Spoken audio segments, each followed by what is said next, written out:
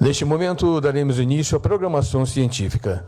A nova LINDB, um balanço, dando início à programação científica, apresentamos à mesa cujo objetivo é traçar um panorama geral das alterações recentes da LINDB, debatendo ganhos, desafios e impactos práticos. Serão abordados a visão geral da reforma, impactos no processo decisório público e críticas e desafios na implementação. Como debatedores, convidamos ele que é ministro do Tribunal de Contas da União desde 2022, professor de Direito Administrativo pela UFMG de 93 a 2022, ex-governador e ex-governador e vice-governador, de Minas Gerais e senador da República. Atualmente leciona na FGV, no IDP, na Unipac e no IMEPAC.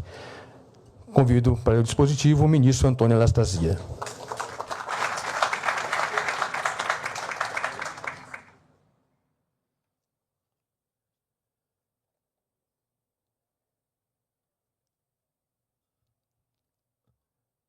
Doutor e livre docente pela USP, professor titular da USP e ministro do Tribunal Superior Eleitoral, empossado em 30/5/23, especialista em Direito do Estado, convido o professor Floriano de Azevedo Marques Neto.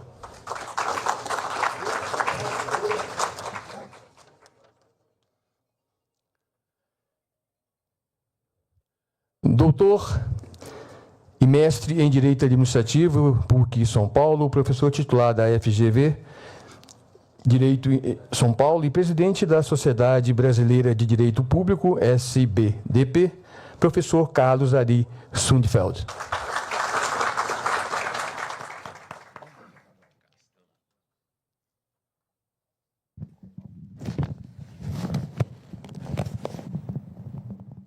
Com a palavra, ministro Anastasia.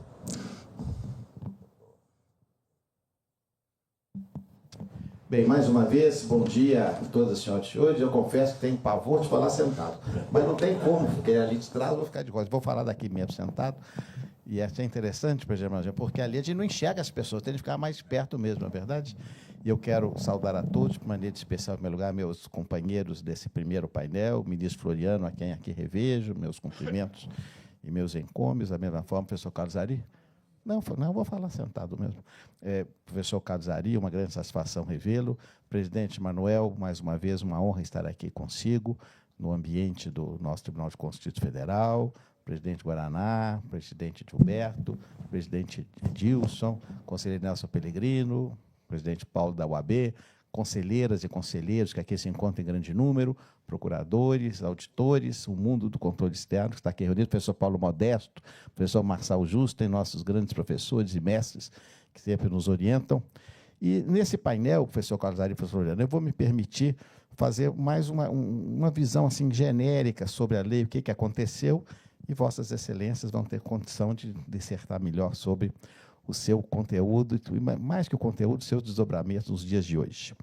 Primeiro ponto sobre a LINDB, eu quero relembrar aqui que logo que fui eleito senador em 2014 e tomei posse em 2015, o professor Carlos Ari e o professor Floriano, naquela época, dirigiam, talvez até hoje, não sei, a Sociedade Brasileira de Direito Público.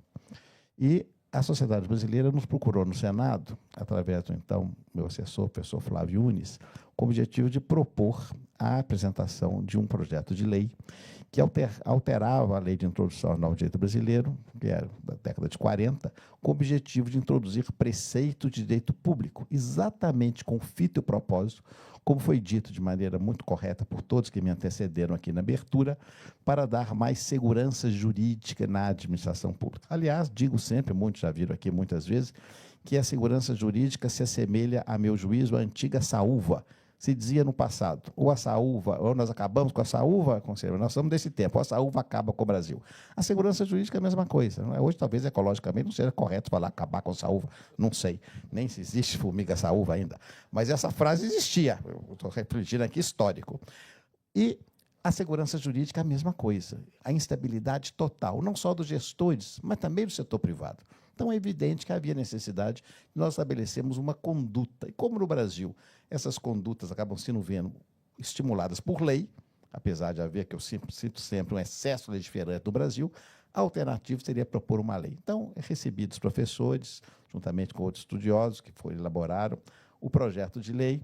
Nós estudamos com a consultoria, no gabinete, porque as modificações foi apresentada a senadora Simone Tebet, hoje ministra do Estado do Planejamento, senadora pelo Mato Grosso do Sul, aceitou o meu convite para ser relatora, professora também de direito administrativo, e fizemos ali a quatro mãos um trabalho que foi um trabalho de muita dedicação, sob o ponto de vista da necessidade de termos uma lei que pelo menos desse uma esperança, porque foi bem dito pelo presidente Edilberto, naquele momento era o momento da Lava Jato, 2015, 2016, havia um pesadelo em relação a desvios, a servidores que estavam cometendo atos ilícitos, graves, fraudes, corrupção, etc. Mas o projeto, bastava a sua leitura para perceber que não estava nesse campo. O projeto prescindia, conselheiro Hinaldo, tão somente permitir que o servidor de boa-fé tivesse a sua conduta reconhecida. A lei poderia ser chamada coloquialmente como a lei do bom senso, mas do bom senso. E assim ela tramitou no Senado de maneira tranquila, foi à Câmara, também não teve dificuldades, e foi votada quando foi, então, encaminhada a sanção. Aí, professor Calzari, que lembramos desse episódio, começaram, de fato, as pedras, as trovoadas, os raios, a tempestade. As antecâmaras do inferno se abriram com as críticas mais ácidas em relação ao projeto de lei. Em primeiro lugar, no Jornal Nacional da época, com grande audiência ainda, se dizia que aquele projeto foi votado na calada da noite. Isso eu nunca vou esquecer. Na calada da noite. Sendo que, na Câmara dos Deputados, todos os projetos são votados à noite. Porque a Câmara, vários aqui, Nelson Pellegrino foi deputado federal. O Senado vota mais cedo, somos mais idosos, mais cansados. O Senado vota à tarde, mas a Câmara vota à noite. Isso é a tradição da Câmara. Então, todos os projetos são votados na calada da noite. Mas aquilo fica como imagem, né? Calada da noite. Segundo, que o projeto foi feito para proteger gestores desonestos.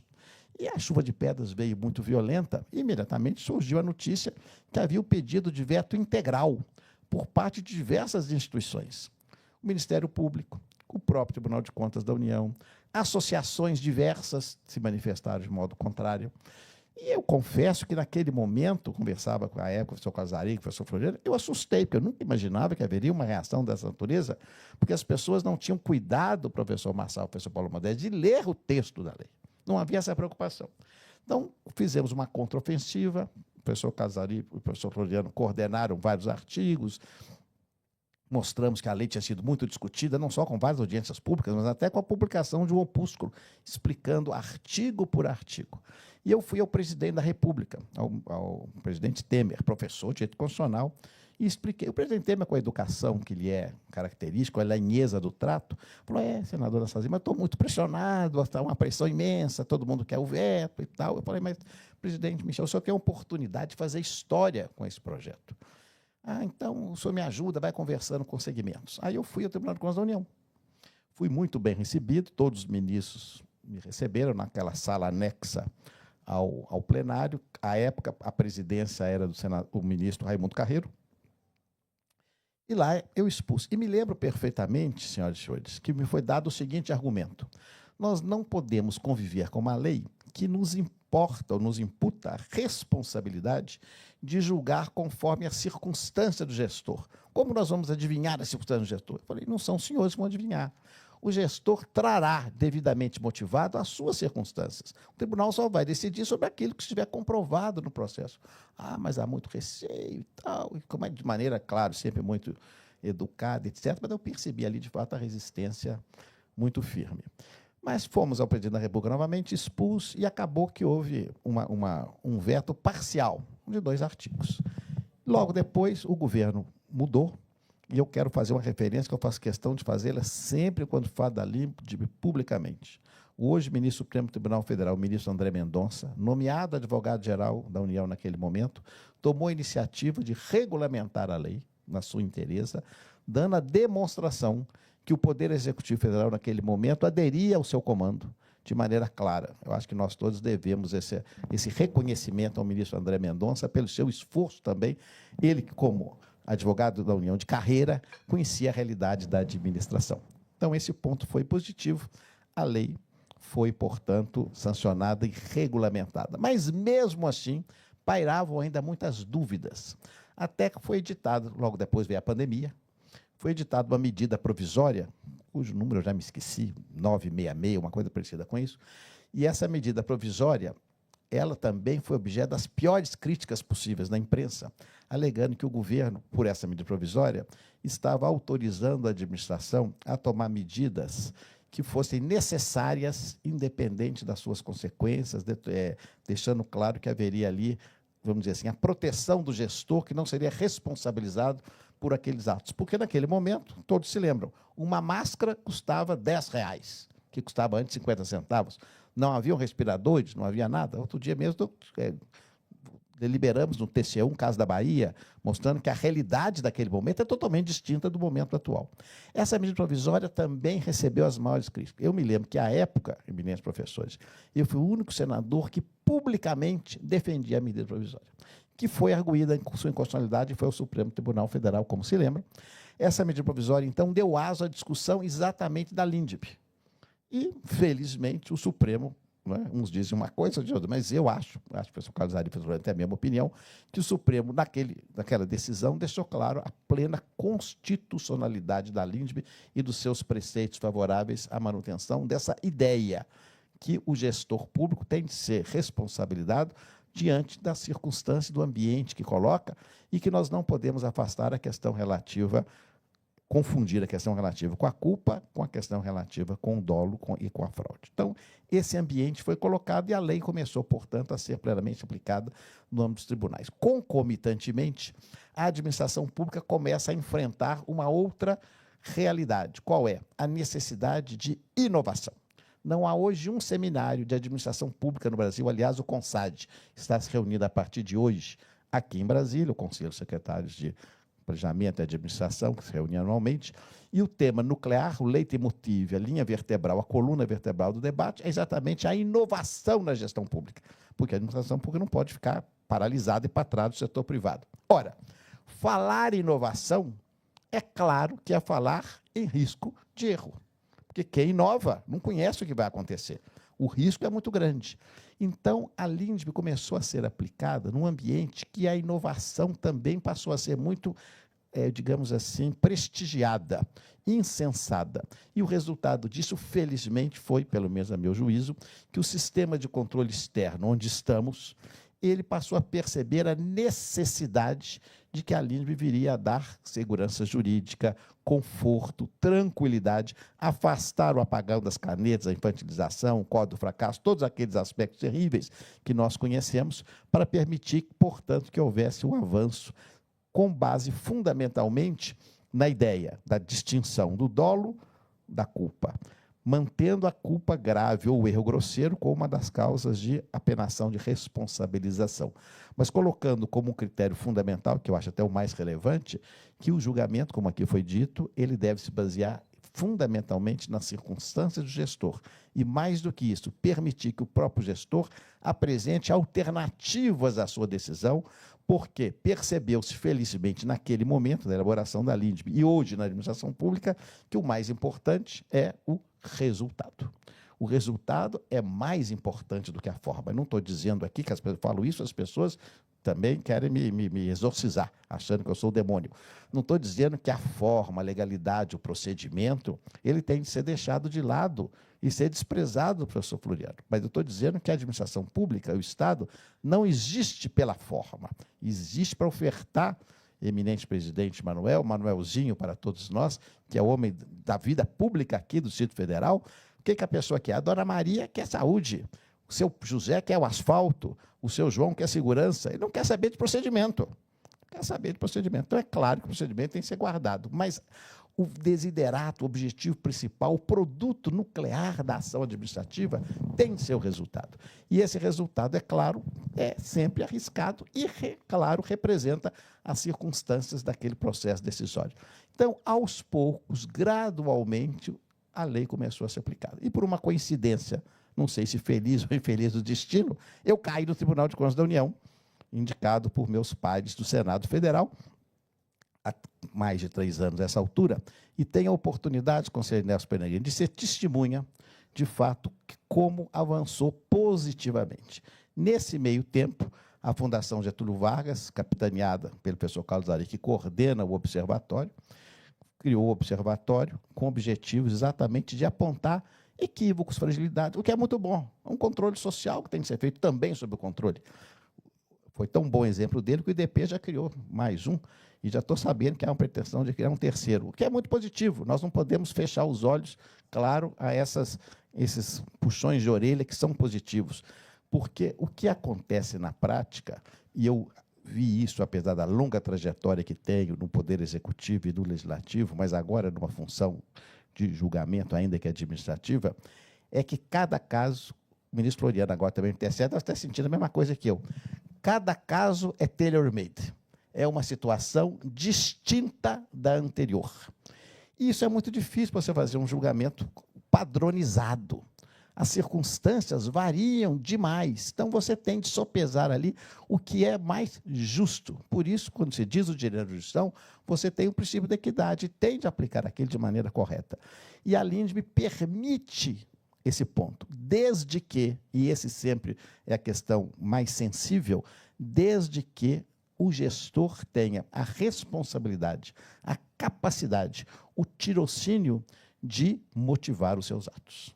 Porque o que ocorre na prática, infelizmente, mormente na área municipal, e nós no Tribunal de Contas da União também recebemos muitas prestações de contas dos municípios, é que a instrução por parte da esfera municipal vem muito debilitada, muitas vezes até omissa.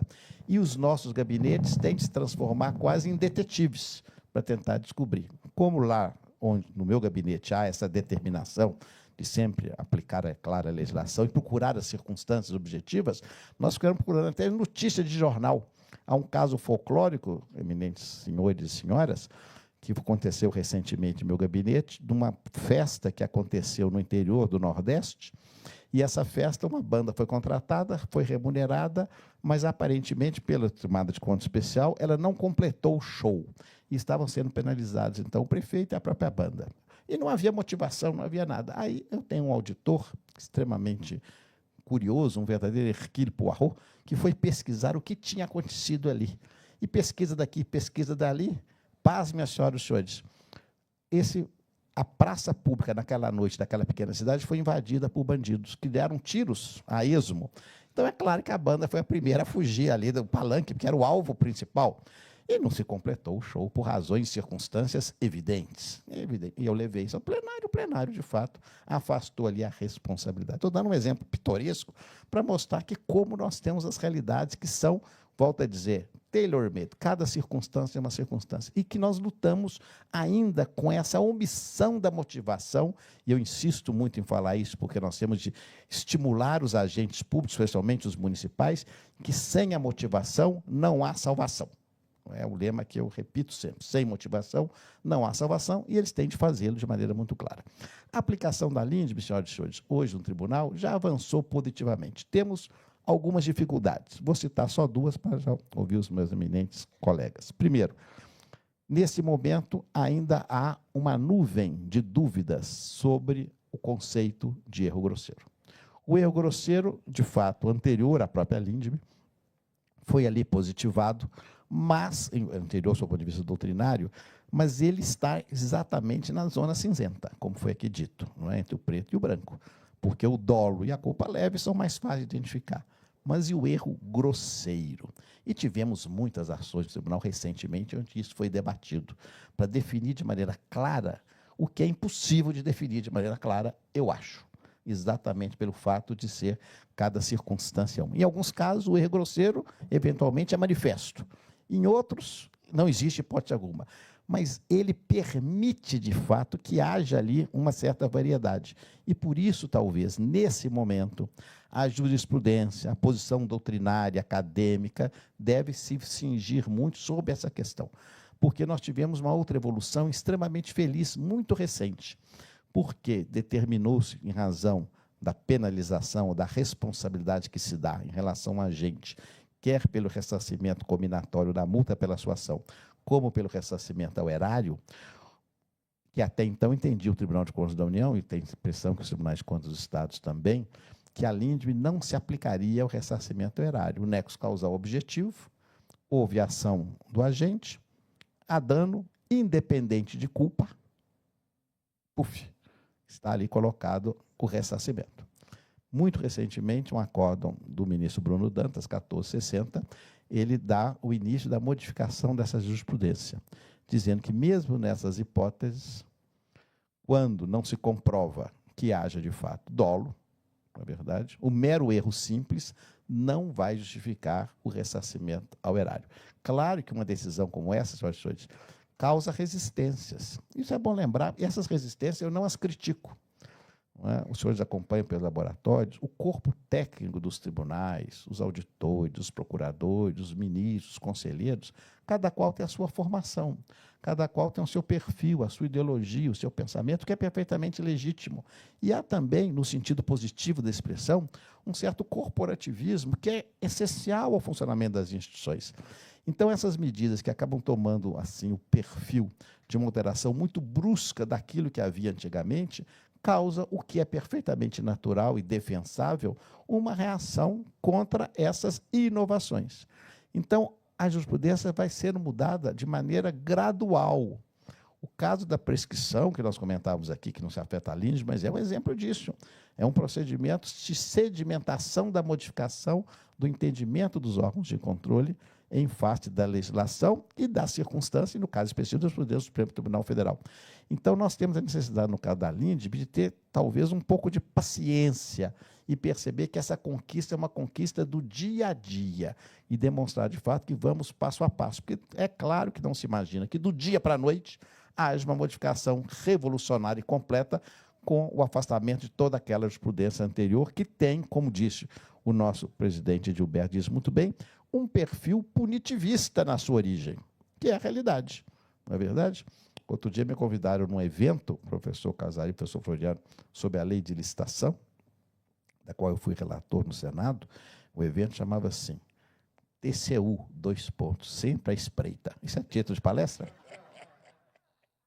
Só esse título a pessoa já assusta, né? Quer dizer, eu, então, que fui falar sobre isso, TCU, sempre à espreita. Quer dizer, ou seja, nós estávamos ali esperando qualquer erro, qualquer equívoco, qualquer desvio, qualquer senão, erro menor para dar o bote. E as pessoas ficam apavoradas. Então, é o caso da saúva com a segurança jurídica. Como é possível fazê-lo? Então, eu acredito que a LINDB é quase, de fato, uma revolução nesse aspecto, porque nós tivemos condições de apresentar um projeto de lei que discutiu a aplicação da norma nesse dado. E a questão da circunstância do gestor passou a ser para nós quase um dogma. Até porque, sempre bom lembrar das diferenças que temos na administração pública. Lá no tribunal chegam muitos, senhoras e senhores conselheiros, processos, por exemplo, do Distrito Sanitário de Saúde dos Índios de Yanomami, no interior de Roraima.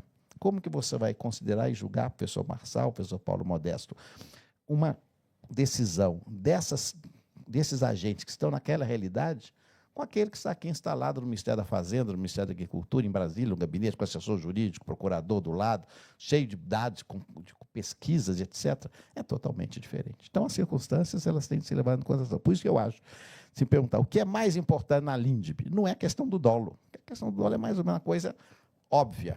É a questão relativa à circunstância, que dependerá, como eu disse, de caso a caso e dependerá da motivação. Então, nós temos de tentar sempre, nesses eventos, levar aos jurisdicionados essa ideia que, sem a motivação, nós não vamos conseguir aplicar a LINDB verdadeiramente. Porque se chega à situação sem nenhuma defesa, de fato, fica muito difícil a aplicação dessa norma e dos preceitos, porque nós não vamos inventar. E aquele detetive do meu gabinete é um caso ou outro que ele faz isso, são centenas de processos, não tem condição de fazer essa pesquisa e fazer uma defesa de ofício, digamos assim, em relação àqueles que são atingidos. Então, minhas senhoras e meus senhores, para não me alongar mais, esse panorama genérico sobre a origem da lei, os seus desdobramentos e a sua aplicação hoje, que eu queria trazer aqui a lume, na certeza que nós estamos avançando. Eu sou otimista nesse aspecto. Acho que hoje é um avanço muito grande. Já se falou do consensualismo, que decorre também do termo de compromisso fixado na lei. Já se falou do consequencialismo, que está exatamente radicado nessa ideia de resultado. Então, acho que essas novas forças do direito administrativo sucedem aquela visão muito clássica, como aqui foi dito, da questão, que foi mencionado pelo nosso presidente Edilson, do interesse público, que era sempre dito de maneira assim, muito etérea, quase divina, o interesse público. Não é? O interesse público é muito difícil ser identificado e quem o personaliza, quem o vocifera, como ele ocorre no caso concreto. Então, nós precisamos, de fato, desmistificar isso e dizer que o interesse público é o resultado da ação governamental. E, para tanto, nós podemos, eventualmente, não sacrificar, mas sopesarmos e relativizarmos as questões procedimentais e de forma para fazermos a entrega real daquele objetivo que é o serviço público de qualidade, e a LINDB tem exatamente esse propósito. Então, agradeço muito, mais uma vez, conselheiro Nelson Peregrino, pela sua iniciativa, e certamente ainda teremos muitos e muitos anos, o Edilson disse que vai aposentar, mas não vai aposentar tão cedo, de eventos como esse para debater o tema, não só da LINDB, como o desdobramento da sua legislação, da sua regulamentação e das decisões que vão, como eu disse agora, do 1460 do Tribunal, que vão aperfeiçoando e inovando a sua aplicação entre os tribunais. Muito obrigado.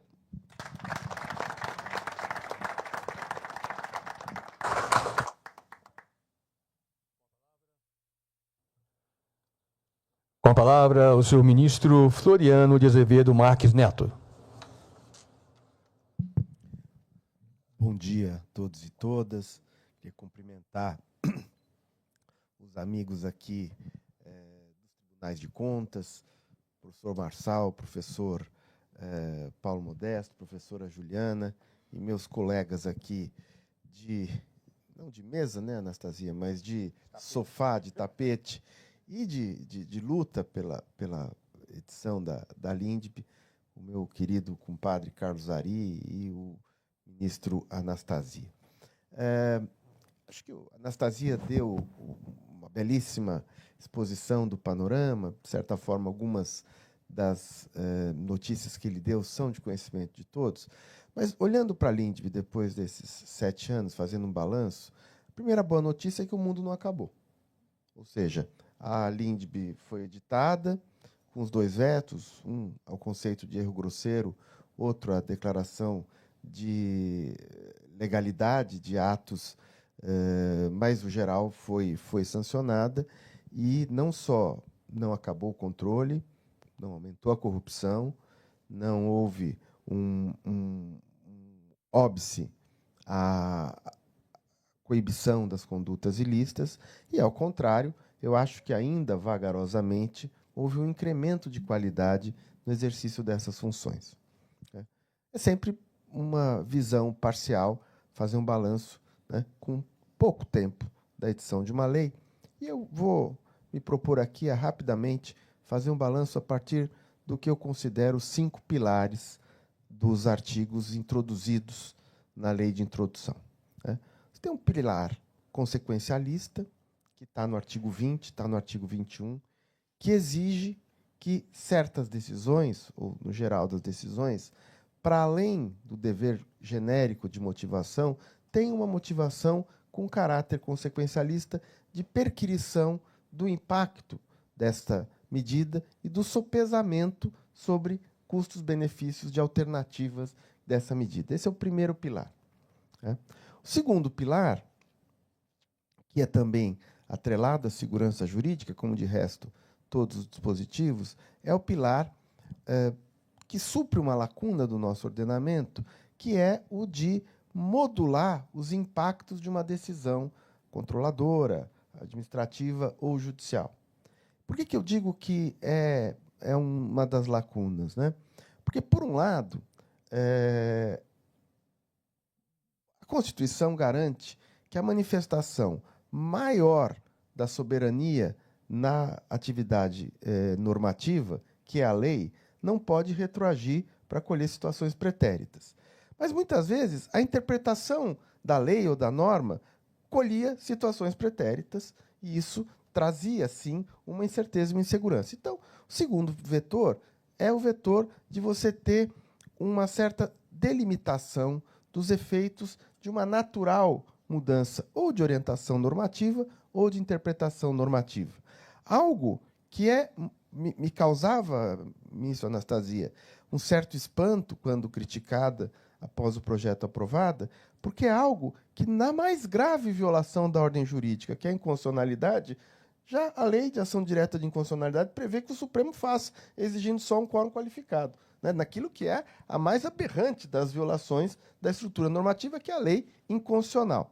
Então, a inconstitucionalidade pode ter efeitos preservados e é natural que uma mudança, uma viragem de interpretação, uma mudança normativa infralegal também tenha segundo pilar. Depois eu volto para dizer como eu vejo hoje a aplicação de cada um deles.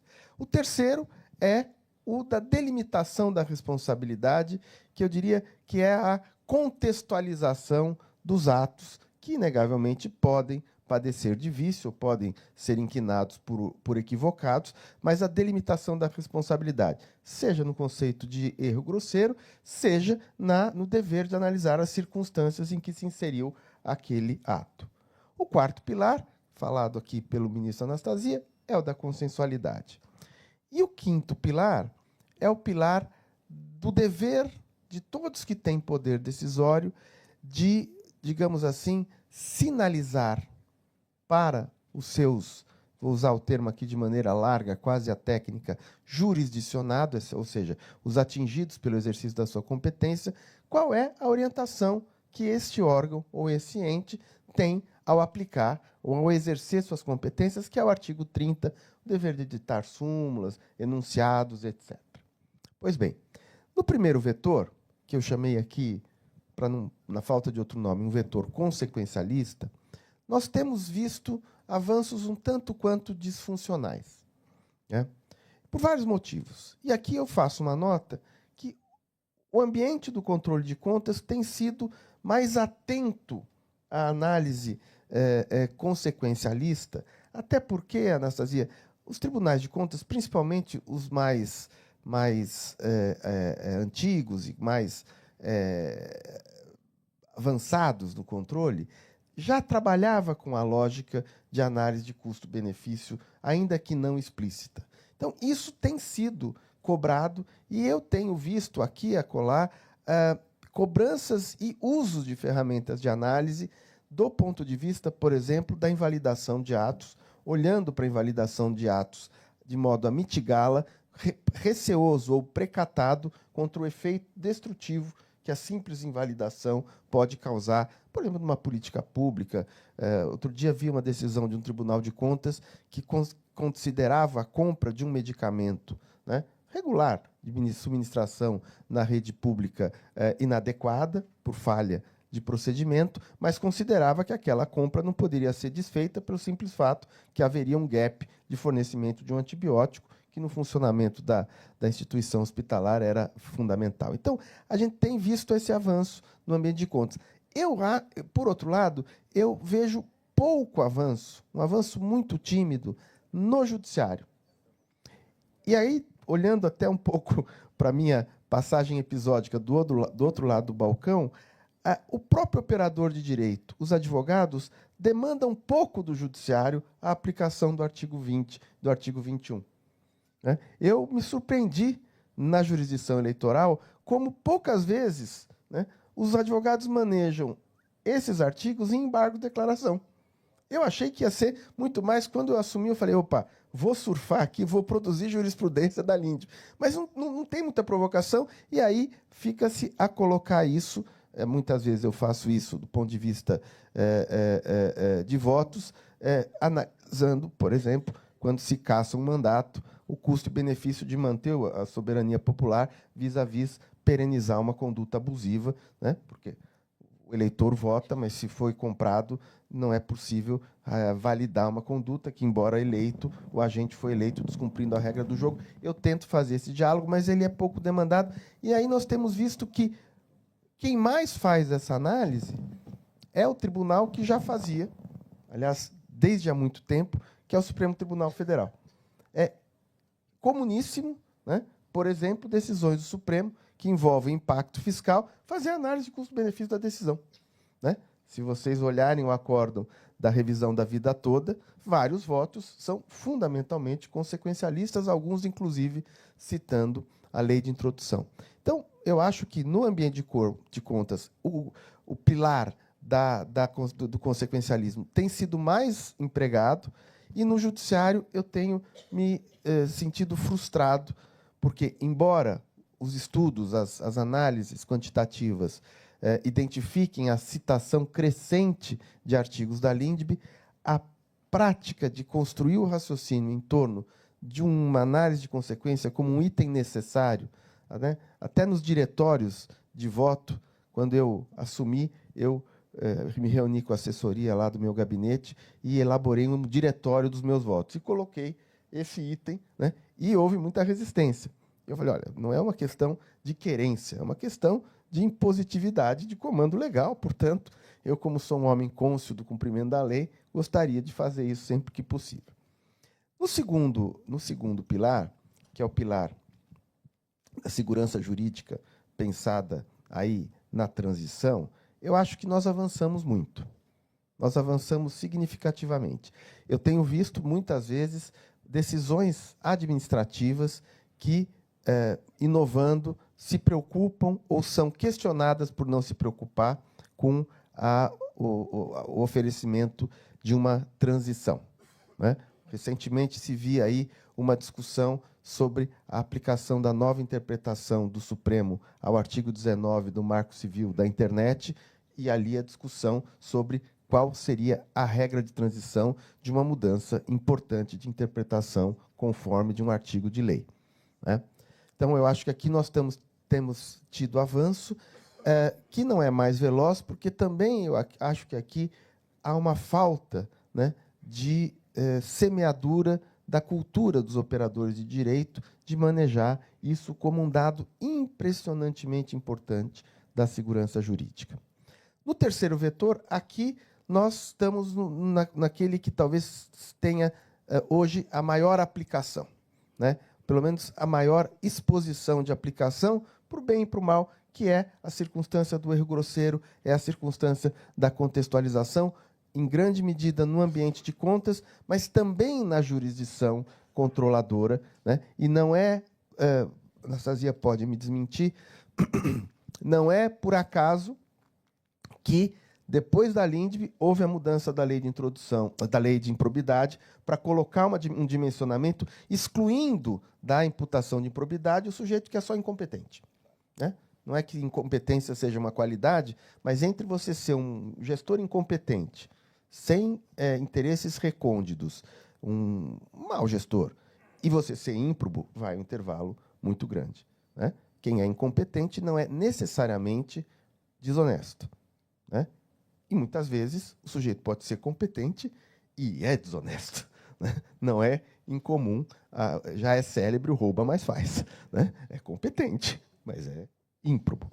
Então, aqui nós temos um tema. E, realmente, eu acho que nós temos um encontro marcado com a delimitação melhor do conteúdo jurídico do erro grosseiro, né? Eu não significo muito, mas, na minha cabeça, a ideia de erro grosseiro sempre se aproximou do préter-dolo, do dolo eventual. É aquele erro que o sujeito comete de tal forma que ele assume o risco da conduta, ele praticamente tangencia o dolo para além da culpa em faciendo, da culpa em eligendo, da culpa em vigilando. É um ponto a mais, né? Não entro aqui no dolo específico, porque não necessariamente, por ser erro grosseiro, ele precisa ter a consciência volitiva do delinquir, né, do ilícito.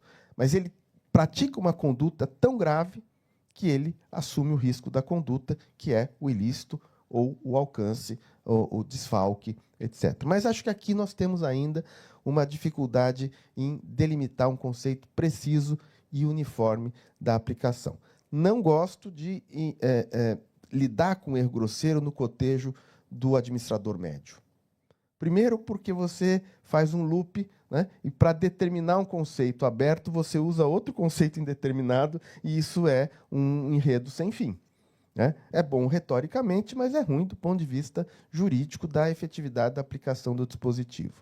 Mas eu acho que nós estamos avançando, e a Anastasia citou muito, positivamente, esse processo foi acelerado pela ventura ou pela desventura da pandemia, da medida provisória e da análise que foi feita pelo Supremo Tribunal Federal. E aí, Carlos Ari e eu estávamos lá reclusos, como toda a população, nos contentávamos muito da constitucionalidade ser interpretada à luz de uma lei cuja função é justamente ser uma lei de interpretação. Tá? Então, o Supremo não cometeu um equívoco jurídico interpretando a compatibilidade de uma lei à Constituição com base noutra lei, porque, né, a Constituição é a Constituição e a lei tem o seu mesmo status, mas sutilmente percebendo que a LINDB não é uma lei de enforcement direto, mas é uma lei de orientação da interpretação. Como, aliás, são todos os dispositivos da lei de introdução, é uma lei instrumental e não uma lei de efeitos diretos e concretos. Então, aqui eu acho que nós temos ainda algo a avançar e, por incrível que pareça, ou não é incrível, mas eu acho que é muito relevante, o debate está avançando mais no ambiente do controle de contas do que propriamente no judiciário. Né? Porque no judiciário, quando essa conduta é levada à juíza, na lei de improbidade, a lei de improbidade praticamente matou a discussão judicial porque trouxe o conceito de dolo específico, né? E aí não há muito o debate. E eu tenho vivido isso, e aqui os colegas que são conselheiros de contas, e Anastasia, que é ministro do TCU, eu tenho vivido isso muito na jurisdição eleitoral, quando nós somos obrigados a analisar decisões dos tribunais de contas lacunosas que imputam uma responsabilização que vai gerar inelegibilidade. Aquele velho debate de até onde vai a autonomia do controlador e onde entra a jurisdição eleitoral. E aí, quando o Tribunal de Contas decreta que o dolo específico demonstra, a nós só cabe chancelar e carimbar. Mas, às vezes, e o Brasil é muito múltiplo, né? Nem tudo é TCU, nem tudo é o Tribunal de Contas do DF, às vezes a decisão é uma decisão despreocupada com a consequência da inelegibilidade, trata os conceitos de maneira muito aberta, e nós temos que... E eu tenho feito esse embate, né, com alguns ministros, o debate, né, da discussão, de dizer, olha, não basta apenas ter causado dano.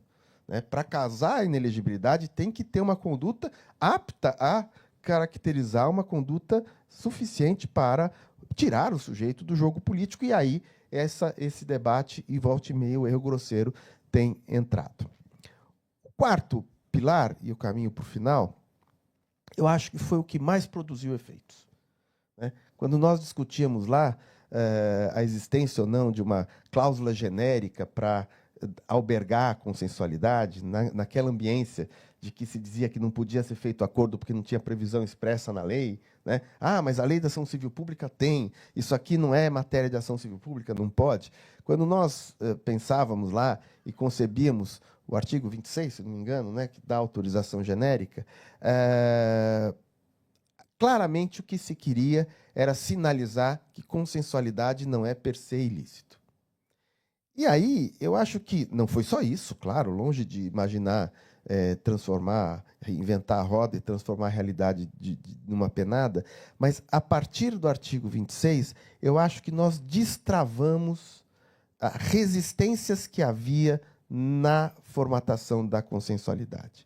E aí o avanço foi exponencial. CSEX, Consenso, a Câmara de Mediação da AGU, instâncias de composição nos estados com painéis de acordos e termos de conduta. O nome pode ser qualquer um. Então, acho que o artigo 26, não só ele, existe um movimento por trás disso, inclusive doutrinário, mas o artigo 26 ele foi quase que um habeas corpus preventivo para que a consensualidade florescesse, e aqui eu faço menção elogiosa a todos esses exemplos.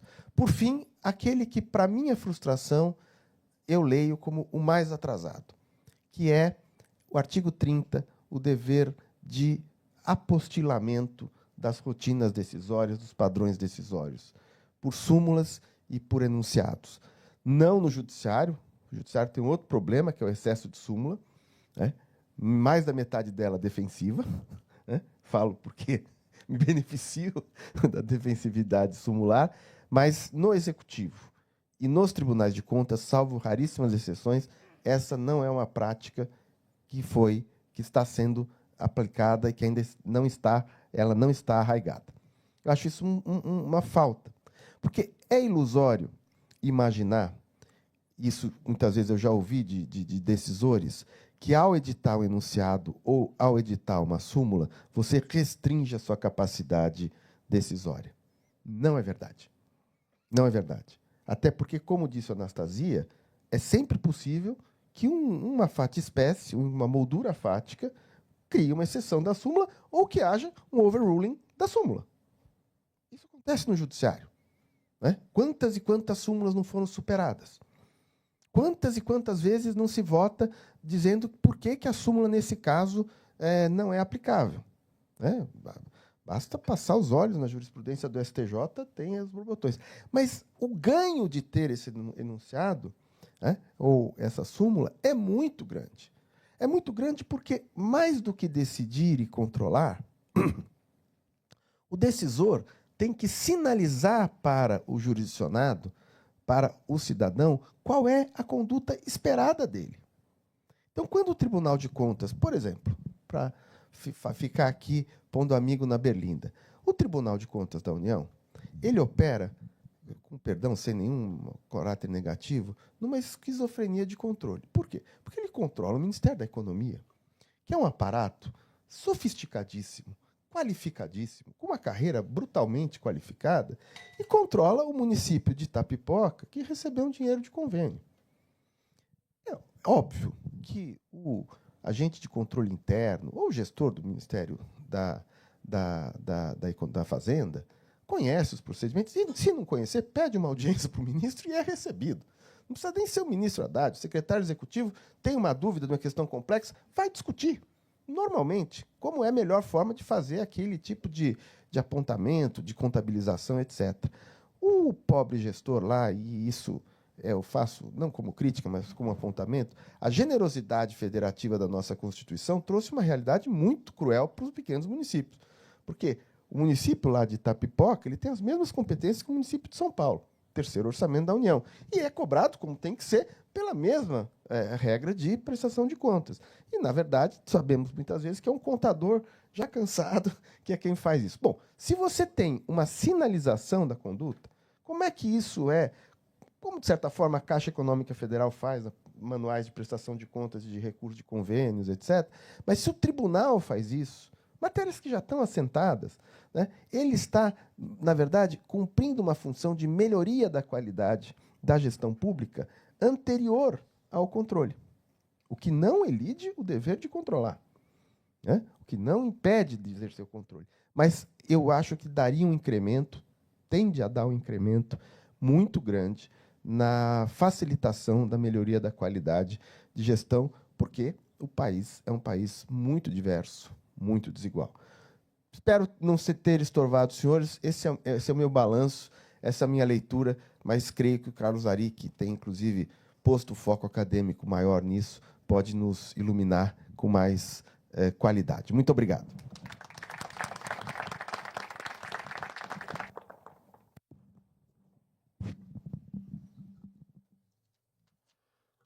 Com a palavra, professor Carlos Ari Sandfeld. Bom dia formalmente a todos, aos meus colegas de mesa, ministro Anastasia, ministro Floriano, aos conselheiros aqui presentes, dirigentes das associações. Eu agradeço o convite para participar e cumprimento pela iniciativa. Eu queria destacar também a presença dos nossos colegas professores Marçal Justen Filho, Paulo Modesto e Juliana Palma, que está sentada ali, que foram, assim como o ministro e os ministros aqui presentes, muito importantes no debate, na defesa da aprovação da LINDB no Congresso Nacional e depois na defesa no Poder Executivo pela sanção do projeto que acabou correndo, e tem um longo trabalho pesquisa, de produção doutrinária para ajudar na aplicação desse instrumento. Então, é um trabalho significativo, é importante destacar isso. Nosso envolvimento em relação a isso tem a ver com o tipo de atividade acadêmica que nós desenvolvemos. Nós trabalhamos com o direito público e isso exige que nós façamos pesquisas, identificamos onde estão os problemas e somos frequentemente chamados a participar de grupos, de comissões, para propor ideias. E o fizemos várias vezes. E em algumas situações ninguém nos chamou, mas nós tomamos a iniciativa de fazer e fomos procurar, e é o que relatou aqui o senador Anastasia. Depois da aprovação no Congresso, nós tivemos um trabalho que extrapola muito aquilo que é o normal na atividade acadêmica, de falar com o presidente da República, com o chefe da Casa Civil, com o ministro da Fazenda, com o secretário de Estado, com a imprensa, com o Jornal Nacional, enfim, o garçom, foi uma loucurada para tentar explicar o equívoco que se ia cometer se houvesse o veto do projeto, que felizmente não ocorreu. Mas depois disso, nós temos trabalhado muito em pesquisa, e o ministro Anastasia destacou o papel do observatório do TCU, que é mantido pelo Núcleo Público da FGV, junto com a Sociedade Brasileira de Direito Público. No começo, os colegas, amigos do Tribunal de Contas da União, sobretudo, se incomodavam terrivelmente com o nosso trabalho, que é um trabalho de identificar quais são as tendências do tribunal e apontar para que rumo vão, apontar os problemas que isso envolve e criticar incoerências e tal. Mas, com o passar do tempo, como ocorreu com a LINDB também, esse trabalho passou a ter uma influência positiva para o próprio tribunal, que usa isso para se informar, e vários tribunais fazem isso, né? E também serviu como um instrumento importante de desenvolvimento de práticas de pesquisa em outras instituições, e nós ficamos muito felizes com isso, né? Muito bem. Com relação aos pontos aqui, tentando avaliar eu também o que aconteceu com a lei, eu acho que já se mencionou bastante aqui dois temas, o do consensualismo e o das infrações. O que é uma infração?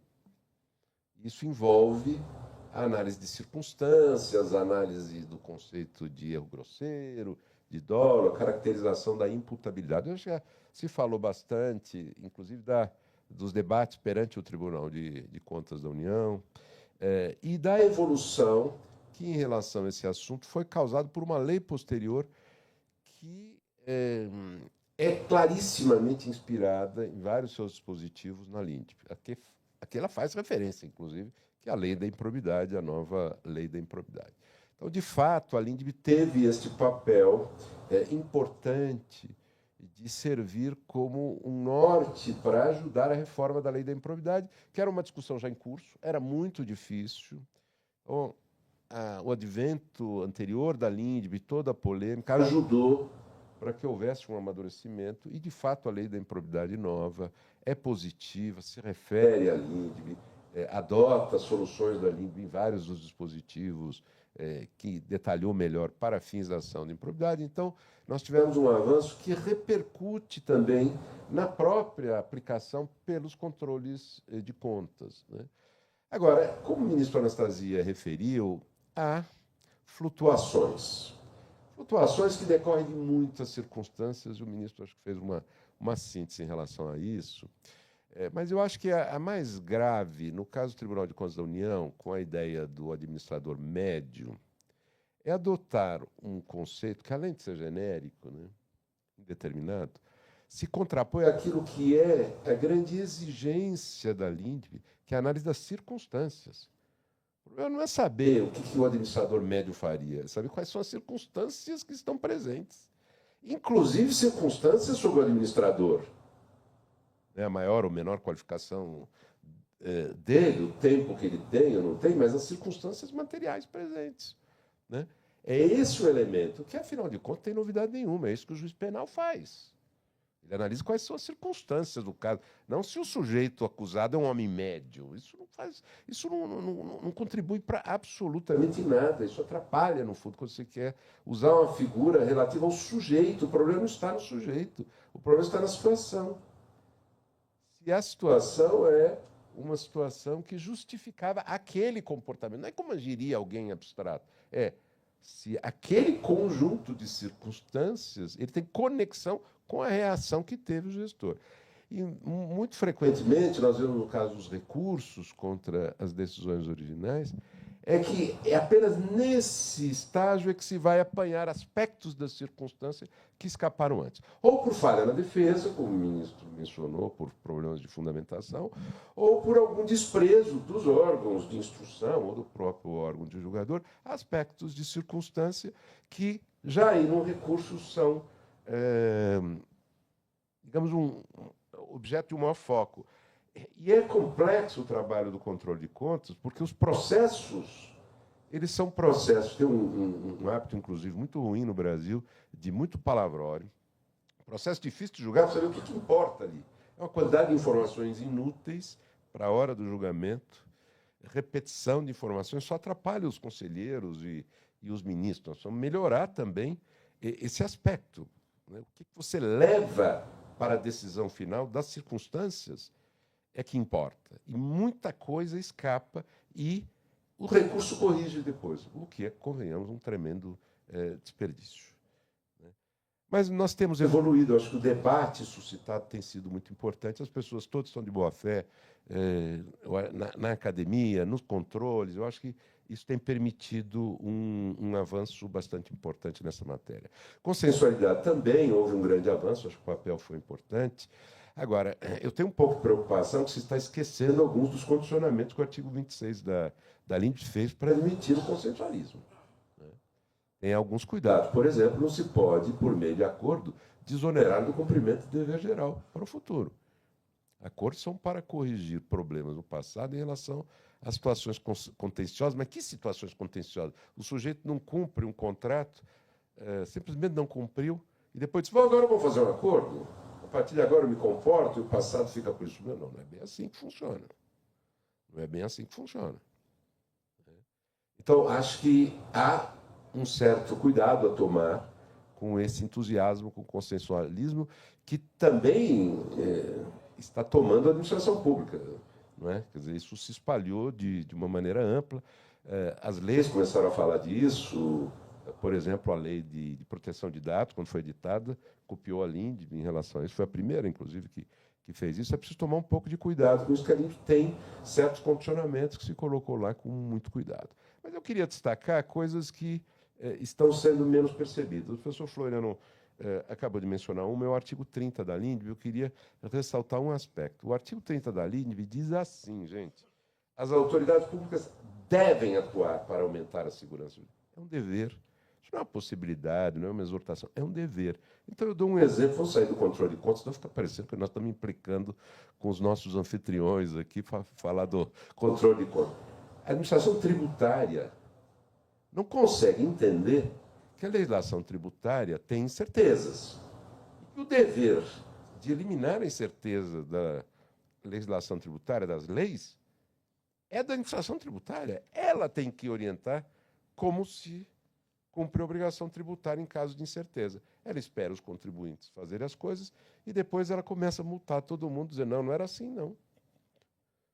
Uma coisa que é contraditória. Não se pode imputar infração a alguém que optou por uma solução diante de uma situação de incerteza, só porque, posteriormente, a administração tributária ou o órgão de controle veio analisar o assunto, diz o correto era ter feito de outro jeito. Sim, mas por que você, na época, não deu essa instrução? Não deu? Você não pode acusar de infração. Isso é óbvio. A ordem jurídica tem uma quantidade de incerteza enorme. E a LINDB, em outros dispositivos também faz isso, ela chama atenção para o lado da incerteza normativa. Ao contrário das fantasias com que muitas vezes nós trabalhamos, a ordem jurídica não provê ela própria por meio das normas legais de segurança. É por isso mesmo que existe uma quantidade imensa, uma montanha de instrumentos para ir completando esse universo e dando segurança. E quando os sujeitos se comportam numa situação de incerteza, isso tem que ser considerado relevante para aferir, por exemplo, se o sujeito cometeu uma infração ou não. Posso ser acusado de cometer uma infração numa situação de incerteza que o próprio órgão responsável tributário, de controle, seja quem for, deixou permanecer por omissão. Então, é grave isso. É grave isso. E no campo tributário, é um problema muito grave.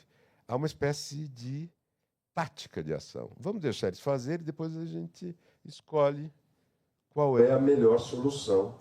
Isso realmente é inaceitável. Então, o artigo 30 da LINDB não pegou e deveria pegar. Um que eu sabia que não ia pegar, artigo 27 da LINDB, que é o desconhecido. Esse é o perfeito desconhecido. Esse é o 20º filho de uma... Sabe aquele casal que tem 20 filhos, o 20º ninguém sabe nem o nome, nem a mãe e o pai sabem o nome. Tanto que, quando nós fizemos uma revista de Direito Administrativo Especial, uma edição especial, para comentar a LINDB, eu pedi para falar do artigo 27. Falei, coitadinho do menino. É aquele que ninguém vai lembrar nem o nome, e eu e a professora Alice Voronov fizemos o comentário a respeito do artigo. O que diz esse artigo? Ele trata dos processos, dos ônus que os processos trazem para as pessoas, dos danos que a existência dos processos podem causar para as pessoas. Bom, esse artigo não foi descoberto ainda, curiosamente, nem pela advocacia contenciosa no judiciário, o que é muito curioso, muito curioso. Eu precisava falar com o presidente da OAB Nacional para ele fazer a semana do artigo 27 da LINDB, que os advogados poderiam explorar esse tema, que é um tema importante. Mas é importante também no âmbito administrativo, no âmbito do controle de contas, é muito importante, porque instaurar o processo tem custos internos para quem instaura, mas também tem custo para quem o sofre. Existe uma visão de que responder, por exemplo, tomar de conta especial, isso é um ônus do gestor. Não é simples assim. Não é simples assim. Especialmente porque muitos órgãos usam a divulgação pública da instauração de processos como um modo de mostrar serviço à opinião pública e para mostrar o que é bom, o que é ruim, mostrar que desconfia de pessoas, enfim, para fins que são quase que punitivos, né? Então tem ônus na instauração de processo. E uma das razões pelas quais processos prescrevem é porque tem processo demais inútil, uma quantidade enorme de processo inútil, onerando as pessoas internamente aos órgãos e externamente aqueles que sofrem. O artigo 27 procurou dar uma sinalização para que se começasse a discutir a própria justa causa na instauração de processos. Vejam que isso é algo que nós não percebemos bem, a advocacia tem uma culpa enorme, porque nós ganhamos dinheiro em processos, então, no final das contas, reclamamos um pouco hipocritamente de processos irregulares, né? Mas compare com o Japão. Todo mundo reclama que no Japão ninguém é absolvido das denúncias criminais. Pois o Ministério Público não apresenta denúncia criminal para ver o que dá. Ele tem um pente fino para propor denúncias criminais tão rigoroso que quando chega na justiça, a questão mais é saber qual vai ser a pena, porque ele já fez o pente fino. E isso é o trabalho que é preciso fazer em termos de processos administrativos dentro do Poder Executivo, também nos tribunais de contas e na própria Justiça, que não fez esse pente fino, por exemplo, jamais em relação aos processos de improbidade, inclusive com um discurso de que indúbio pro societate, que é um negócio absolutamente incompreensível, como se a sociedade se beneficiasse em algo com injustiças, com ônus, com perda de tempo e tal e coisa. Então, a prescrição aqui nos ajuda um pouco a perceber o problema que o artigo 27 da LINDB procurou destacar e que, até o momento, nós não destacamos, nós precisamos olhar para isso. Acho que vai chegar a hora do 20º filho, né? Ele está crescendo, né? E vai chegar a hora dele, e eu acho que a discussão de prescrição no Tribunal de Contas, que evoluiu bastante, precisa evoluir mais ainda, ajudou nisso. O Supremo ajudou para esse fim, né? Em relação à lei da improbidade, a reforma da lei da improbidade jogou a prescrição também como um fator essencial, né? Para ser considerado no início das ações, e acho que isso joga o foco na questão que em direito penal se resolve com essa discussão sobre justa causa. Você tem justa causa para iniciar processo. Iniciar processo para ver o que dá não é uma prática correta. Só se inicia processo quando existem elementos suficientes para mobilizar o órgão público, o órgão de controle, uma administração pública, um poder judiciário, e para onerar aquele que tem que se defender, apresentar justificativas, etc. e tal. Bom, um outro tema importante da LINDB é o de tentar afinar a compreensão que nós temos sobre o que é a validade ou invalidade. O que é válido? Uma das coisas que a LINDB diz no artigo 24 é: algo que é feito segundo a orientação da época, ainda que a orientação mude, não é inválido. Não é inválido. É válido. Porque orientações determinam o sentido das normas superiores no período em que elas são adotadas. Ainda há uma certa resistência a aceitar isso. É o conceito de validade. O artigo 24 da LINDB que trata disso. Por exemplo, o CARF, Conselho Administrativo de Recursos Fiscais, simplesmente não aceita que a LINDB se aplique lá. Por quê? Porque eles são uma república à parte. Aliás, para contar só aos que estão aqui, os órgãos ligados à tributação, no âmbito federal e Ministério da Fazenda, deram parecer contra a LINDB pedindo veto. Aliás, o único que não deu originalmente foi a Secretaria de Política Econômica. O ministro da Fazenda teve que marcar uma reunião para que eu pudesse ir lá explicar, conversar com os secretários, para que eles mudassem o parecer, inclusive a Procuradoria-Geral da Fazenda Nacional. Qual era a visão? Ah, não, nós temos lei especial. Aquela visão de que leis gerais não se aplicam dentro do meu território. Esse problema acabou contaminando o CARF, que se recusa a aplicar o artigo 24 da LINDB. O que é chocante, porque o Código Tributário Nacional tem disposição no mesmo sentido. A LINDB apenas detalhou quando que existe uma orientação geral. E qual foi a justificativa assim, final do CARF? Tem súmula até no CARF sobre isso. Não, nós somos um órgão judicante. Ué, e órgão judicante ignora as orientações anteriores, é isso?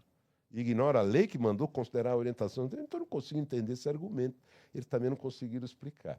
Mas, enfim, é uma questão da resistência corporativa setorial à aplicação de leis gerais que acabou motivando um problema de aplicação dessa ideia, que não é uma ideia propriamente original da LINDB. A Lei de Processo Administrativo Federal já tinha essa ideia.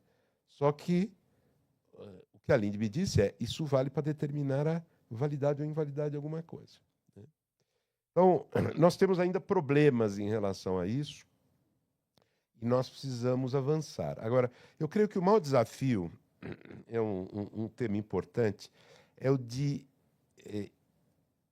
entender que a LINDB tratou não só de definir invalidade, quando é que uma invalidade ocorre, como também do que é invalidar, que são coisas diferentes. Tem situações de invalidade que não se invalida. Por quê? Porque prescreveu, por exemplo. Ou porque a invalidação causa consequências anormais ou injustas. Então não se invalida. Você pode reconhecer que é inválido. Não foi feito de acordo com a ordem jurídica. Mas não se invalida, não se desfaz. Mantém-se integralmente o produzido. Isso é comum em matéria contratual. Não é?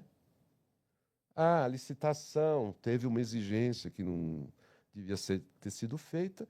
No entanto, o contrato é um contrato que foi executado, não houve sobrepreço, a possível diminuição da competitividade não teve um efeito que justifique a invalidação. Eu poderia até dizer, em abstrato, que haveria um problema de validade na licitação, mas isso não justifica a invalidação. Por que eu estou fazendo essa distinção? Todos conhecem o texto da lei, sabem como a lei procurou criar algumas regras que incentivassem a estabilidade das decisões nascidas com vícios inválidos. A estabilidade do inválido. É isso que a lei fez. Desde que houvesse uma justificativa, desde que fosse anormal, àquela altura, você desfazer o ato, desde que fosse injusto, etc. Né? Muito bem, mas por que eu acho que ainda estamos devendo alguma coisa? Porque frequentemente se faz no Poder Judiciário e mesmo nos órgãos de controle internos da administração e no órgão de controle externo, a discussão sobre a validade como se ela fosse uma discussão em si, como se fosse uma ação declaratória, assim. Declarar a validade, o que importa isso? 99,9% das discussões sobre validade se põe para saber se vai invalidar, se vai desfazer e também se vai punir em função da invalidade. Então, tem uma discussão sobre invalidar e sobre infração. Pois bem, não dá para fazer a discussão em abstrato sobre se algo é válido ou inválido e ficar nela. E, frequentemente, as decisões é isso que fazem. Gastam anos discutindo se algo é válido ou inválido, se propõe ao Tribunal de Contas uma discussão sobre se é válido ou inválido e tal, só que ninguém propõe, desde logo, ninguém propõe. As assessorias, por exemplo, não dizem é inválido e se deve invalidar para tal fim. Ninguém propõe isso. E o tribunal fica lá, anos discutindo se é válido, se não é inválido, se é válido, se não é inválido, se não é inválido, para, no final das contas, produzir uma decisão dizendo é inválido, comunicar à administração, a administração retorna dizendo mas agora não há mais o que fazer. Aí começa uma nova discussão para saber se a administração resiste ao cumprimento da decisão do Tribunal de Contas. Ela disse, não estou resistindo, não há nada a fazer. O contrato foi cumprido, o preço era regular, o tribunal reconheceu que era regular, o objeto era necessário. O que eu vou fazer nessa altura? O servidor está de boa fé, não tem sanção nenhuma a aplicar. Então, por que ficaram discutindo isso? As discussões têm que ser feitas associadamente. Nas ações judiciais, alguém propõe uma discussão, o Ministério Público, é muito comum esse tipo de discussão em ação civil pública. Se algo é válido ou inválido. Diz, bom, se é algo inválido, para quê? Para que fim? O juiz devia mandar corrigir inicial. Diz, pois bem, se o senhor está pedindo que o senhor reconheça a invalidade, mas para provocar que efeito? E é isso que a LINDB exige no artigo 21, quando diz que a decisão precisa falar das consequências. Aqui não é uma questão de consequencialismo, não. Aqui é para dizer qual é o efeito da invalidade. Qual é o efeito? E daí? O que resulta disso? Vai devolver o dinheiro? Vai interromper o contrato do meio? Não pode prorrogar? O que é? O que é? Então, há uma quantidade enorme de ações judiciais que tramitam a partir de uma provocação apenas dizendo esse contrato é inválido, portanto, eu quero que reconheça a invalidade do contrato, como se fosse uma ação declaratória. Quero condenar a invalidade? Não, então você quer declaração, é isso? Mas qual a justificativa para a declaração? Não, no fundo, ele quer discutir depois qual é o efeito, mas não faz sentido isso. A jurisdição tem que ser exercida em conjunto. Porque o tribunal pode dizer é simplesmente uma discussão que não tem interesse jurídico. Porque ainda que eu reconheça a invalidade, nessa altura, dadas as circunstâncias, a invalidação não cabe mais. Então, é uma discussão inócua. Então, as duas coisas têm que ser feitas em conjunto, e eu acho que esse é o ponto que eu destacaria como nós estamos falhando, estamos perdendo tempo com isso. Nós aumentaríamos a qualidade das decisões judiciais se os juízes exigissem nas petições iniciais, em ações que querem discutir validade de contratos, de atos, qual exatamente é o efeito pretendido. Se pretende invalidação do quê em relação a quem. Para não ficar, como acontece com o Supremo Tribunal Federal, uma discussão de horas sobre se algo é válido ou inválido, etc. Tal. Aí, quando termina, diz, e agora? Como é que a gente proclama a decisão? Aí começa tudo de novo. E aí vem uma conversa, não, agora vamos modular. Então, tem essa história de se modular fosse uma espécie de momento de graça. Você vai, fiquei com dó, vou mudar. Não, não é isso, não. Você vai decidir, diante daquela situação, qual deve ser o efeito da invalidade. É disso que se trata. Então, as discussões têm que ser feitas juntos. E se vai perceber que nós estamos perdendo tempo com casos mortos. Nós devíamos estar gastando nosso tempo com casos mais vivos. Esse que é o nosso desafio. Então, para falar uma palavra sobre consensualismo, agora no sentido que não é o da Aline, nós temos que ver as consequências das discussões que nós propomos sobre validade ou invalidade das coisas no âmbito do controle administrativo, no controle judicial e também no controle de contas. Nessa altura, nós vamos discutir validade a troco de quê? Nós queremos punir alguém? Existem elementos mínimos para iniciar um processo em relação a isso? Nós queremos invalidar em relação a quem? Ao quê? A que prestações? É isso que tem que discutir. Porque senão nós vamos fazer discussões abstratas sobre como a ordem jurídica deve ser aplicada e tal. E o melhor para fazer isso é por meio de orientações gerais, artigo 30 da LINDB, e não ficando decidindo casos concretos com 1000 filigranas que não importam em nada para firmar posições sobre o modo geral como se cumpre as leis. Então, eu sou otimista também, ministro Anastasia, com o resultado do trabalho que Vossa Excelência capitaneou no Senado, a senadora Simone Tebet também. Acho que tem sido muito positivo, acho que a resistência inicial que houve nos órgãos ligados mais ao controle em geral, não só ao controle de contas, ela foi cedendo. Acho que agora as dificuldades que nós temos não é por isso, não são por isso, são por outras razões. Mas acho que, enfim, o que nós ouvimos, a manifestação de Vossas Excelências no início, muito expressiva em relação a isso, uma compreensão de que a LINDB ela procurou sintetizar tendências relevantes que já existiam, eram importantes, que estavam, inclusive, sendo praticadas no controle de contas, e acho que nós temos o reforço legislativo de várias leis em relação a isso, e nós estamos avançando, e esse seminário é também uma demonstração disso. De modo que eu agradeço mais uma vez pela oportunidade de estar aqui com os senhores para discutir essa coisa que nos é tão cara, né, senador, eu chamando de senador, ministro Anastasia. Muito obrigado.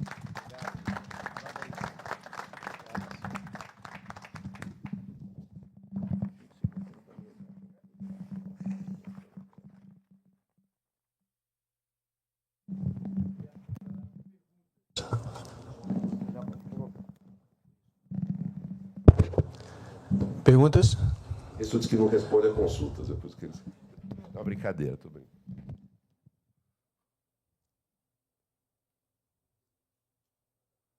Bom dia a todos. Bismarck Azevedo, sou do Conselho Tribunal de Contas do Estado de Roraima.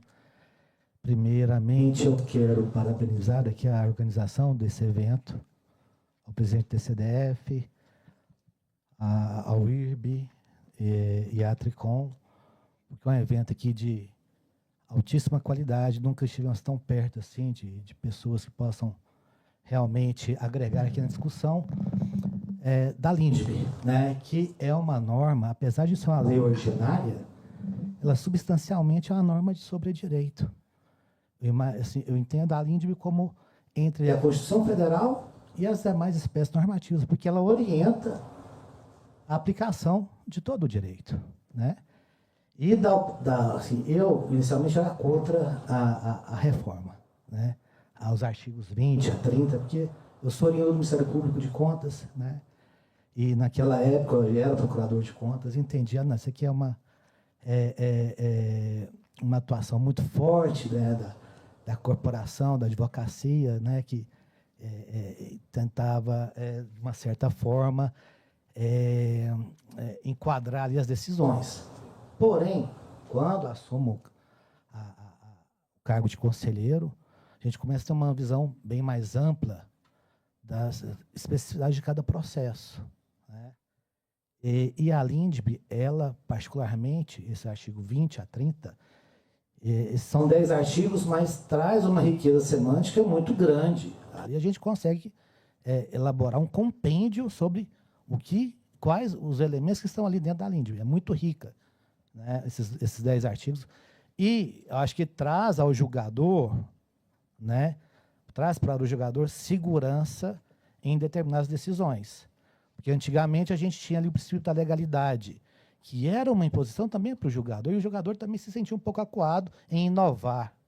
E dentro de uma circunstância concreta, você relativizar um pouco a legalidade. Era um ônus para o julgador também, né? Hoje a gente tem estruturado nesses 10 artigos várias situações em que o julgador pode um pouco se afastar da legalidade estrita e a aplicação de outros princípios jurídicos conforme a circunstância do caso concreto. E eu acho que também houve uma evolução muito grande que estruturou uma certa bagunça que a gente tinha entre que estrutura a instância administrativa, controladora e judicial. O Tribunal de Contas está na instância controladora e não judicial. Nós exercemos uma coisa parecida com jurisdição, mas não é jurisdição. Lá, na minha época de estudante de direito, nós sabíamos os elementos da jurisdição. E o Tribunal de Contas, por exemplo, ele não é inerte. O Tribunal de Contas vai a campo, ele fiscaliza, ele controla. Mas a minha dúvida é o seguinte, sobre o artigo 22, mais uma dúvida que eu quero, na verdade, confirmar aqui, Vossas Excelências. Eu vejo muito ali a questão da inexigibilidade de conduta diversa ou exigibilidade de conduta diversa, são 2 conceitos que a gente tirou muito do direito penal, né? Que é uma evolução ali do homem médio. Né? O homem médio, não existe padrão para a riqueza de situações que a gente enfrenta.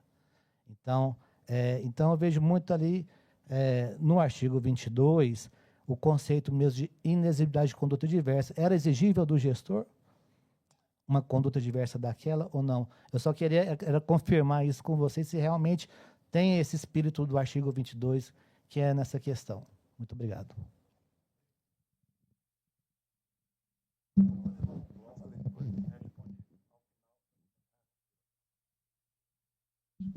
Não, eu vou ser muito rápido.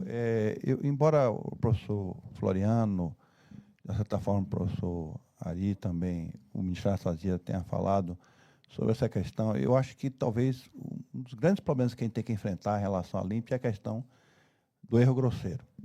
Eu acho que a fala do ministro Floriano foi nesse sentido, falar do préter-dolo, mas me parece que teve um decreto, tentou caracterizar isso, já teve várias, o administrador médio, aquele, por exemplo, que claramente não segue um parecer que estava posto pela área técnica, seja o jurídico, ou seja o técnico, ele vai de encontro. Eu acho que eu só queria apenas, como a gente pode avançar para caracterizar melhor e sair digamos assim, dessa zona cinzenta e tentar numa zona mais de segurança para dar a nós, dos órgãos de controle, uma certeza maior, até porque, volto a dizer, e eu acho que o ministro Anastasia falou sobre isso, eu sou muito incomodado com a visão que acho que ainda existe nos tribunais, o ministro Anastasia pode falar, sobre essa questão da matriz de responsabilidade, como se fosse uma relação de causa e efeito. A administrador praticou um ato, gerou um dano, automaticamente ele tem que responder quase que uma culpa objetiva. Quando, na verdade, a ideia do erro grosseiro e do dolo é a ideia de que a culpa é subjetiva e que o gestor, é por isso que tem que afastar o gestor improbo, o gestor imprudente, daquele gestor que, às vezes, tenta acertar. Acho que o objetivo da lei foi esse. Foi dar uma segurança para que o gestor possa inovar, para que ele possa ter coragem de tomar decisões que são necessárias serem tomadas, que, volto a dizer, o cinzento é o comum. Então, dá essa segurança para ele. Então, acho que a gente precisaria um pouco tentar se debruçar mais e a academia tem um papel importante nesse sentido e os pais fundadores, inclusive, da lei, embora a gente saiba que a lei ela ganha autonomia em relação àqueles que a produziram, porque a norma é fruto da interpretação entre uma série de aspectos, mas eu acho que a gente precisava avançar mais um pouco, se tivesse um tempinho para fazer algumas considerações ainda complementares, eu acho que seria muito importante.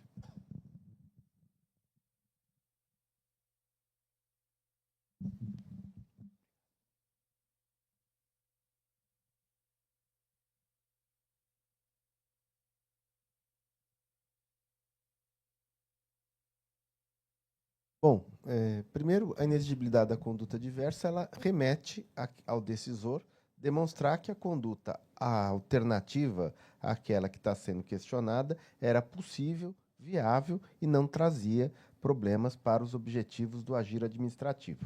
Basicamente isso. É claro que não se pode aplicar o conceito de inexigibilidade de conduta diversa como no direito penal, o sujeito que está ali na enxurrada e num dado momento, entre salvar sua própria vida e aquele que ele está segurando, albergando, ele escolhe salvar sua própria vida. Claro, ele podia ter conduta diversa, morrer junto, mas essa você não pode exigir de alguém. Hã? Você não pode exigir de alguém. Mas no crime, isso é muito uma circunstância do caráter subjetivo. Quando é administrador público, a conduta diversa não necessariamente vai levar à morte dele, né? Isso o controle cuida. Não, mas vai gerar um comprometimento dos interesses que estão à cura dele, interesses públicos que cabe ao gestor cuidar, que é mais deletéria do que a conduta que eventualmente tem algum tipo de vício e que foi tomada. Essa fórmula, ao meu ver, ela faz uma inversão do ônus da prova, porque o controlador, para inquinar como inválida ou sancionar pela conduta, tem que demonstrar, companheiro, me desculpa, você teve 6 meses para iniciar o processo de compra do medicamento, deixou chegar ali no estoque baixo, aí você comprou, né, por emergência, então aí a conduta era absolutamente plausível, possível, etc, etc, etc. Né? É diferente da situação que o sujeito licitou 8 meses antes, 4 meses antes, né? Deu deserto, as 2 licitações, ele demonstra que houve um cartel dos fornecedores de medicamento porque o preço máximo estava, aí chegou um determinado momento, estava baixo o estoque de medicamento, ele comprou por emergência pelo preço que ele falou que não ia pagar mais. Bom, pode até ser uma emergência ficta, bom, mas haja ficção, né? Ele publicou o edital regular, né? Ficou comprovado que os fornecedores lá do medicamento sabotaram. E aí volta para o tema do erro grosseiro. Bom, concordo com o Carlos Ari, acho que o parâmetro do administrador médio é o contrário do que a lei diz, porque análise do erro para qualificá-lo de grosseiro é no caso. Se é um padrão abstrato, não é no caso, é na história, no éter, etc. Se é erro grosseiro, primeiro tem que ter um erro. Então você admite erros que não são ilícitos. Porque se você qualificou, não é qualquer erro. Para ser grosseiro, não basta ele ter uma contrariedade ao padrão decisório anterior, porque senão, Nelson, acaba a inovação. Ah, mas sempre foi feito assim, você fez diferente. Sim, fiz diferente, mas aqui está uma fundamentação. E o grosseiro, para mim, por isso que eu uso como categoria mental a aproximação com o préter-dolo, é que você pratica um ato equivocado tão absolutamente descuidado ou tão abertamente claro de perceber que está laborando em equívoco, que você assume o risco do efeito desse ato. Né? Então, vamos lá. Se eu resolvo publicar um ato, né, num meio de publicidade diferente, né, eu crio um site da prefeitura novo só para publicar atos e não dou divulgação desse site, por hipótese.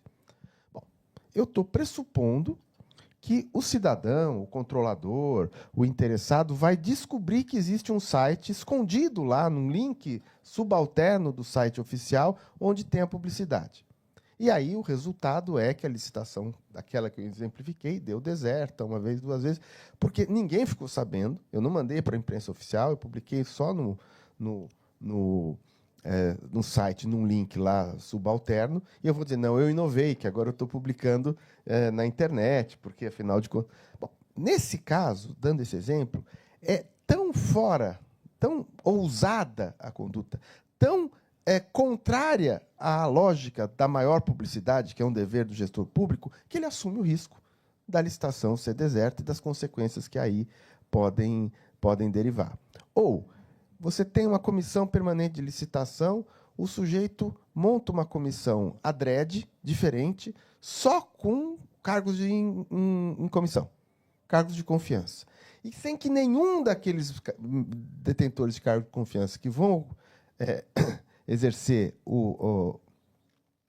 a atividade de serem da comissão de licitação.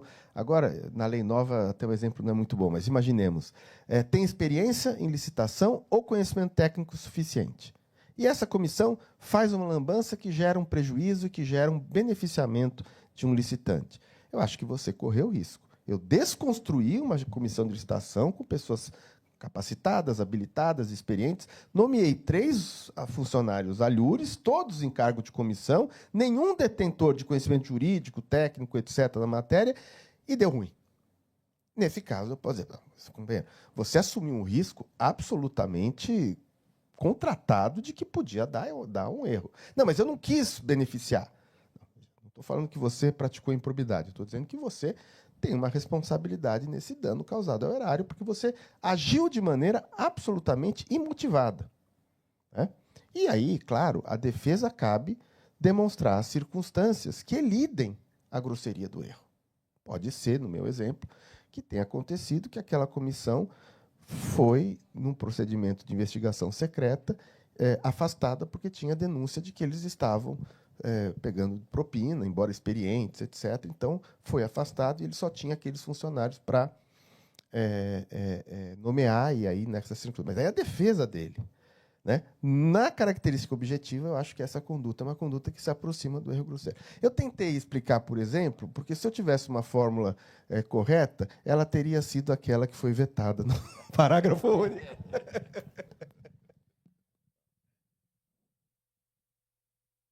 Me permita concordar integralmente com as observações do ministro Floriano, e acredito, especialmente no caso do erro grosseiro, que é algo que nos preocupa agora muito no homem médio no TCU, ministro, que essa ponderação que fez me parece muito razoável. Não é? Como eu defendo a razoabilidade e o bom senso, primeiro que tudo, mas vamos tentar, quem sabe, começar a bater nessa tecla do preter dolo, e aí nós teremos uma definição melhor, porque o que o professor Casari colocou foi muito iluminado. O problema não é a pessoa, é a situação.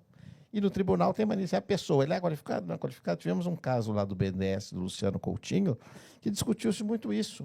E não tinha nada a ver com a pessoa dele, economista, não advogado, com a questão do fundo previdenciário, um caso de alta complexidade, mas que eram as circunstâncias que levaram àquela decisão, inclusive com pareceres da época da Secretaria de Previdência, de advogados, lá interno do banco, e nós acabamos, houve uma inversão no plenário, a decisão que havia anterior, da área técnica do Ministério Público, e o voto do relator para mostrar que não havia erro grosseiro ali nenhum, porque a questão não era, de fato, as circunstâncias dele, mas o conjunto da obra, digamos assim. Então, acho, ministro, nós estamos aí com um bom indicativo. É o que eu queria acrescentar.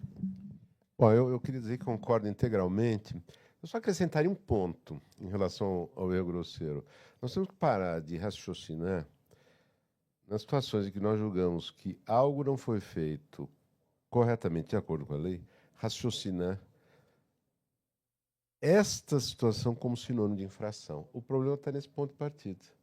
O fato de não se fazer aquilo que, ao nosso ver, como controladores, devia ser feito, não significa infração. Significa que tem que ser corrigido. Nós temos que dar decisões em favor da correção. Chamar atenção para que erros não se repitam, e os tribunais fazem isso frequentemente.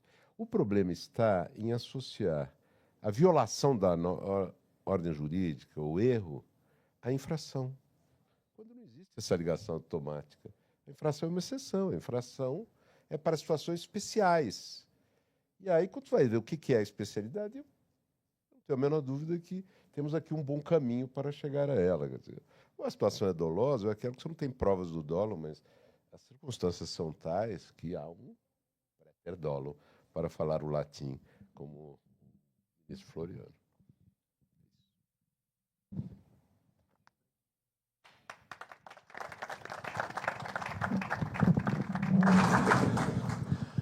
Muito obrigado, senhores, pela participação.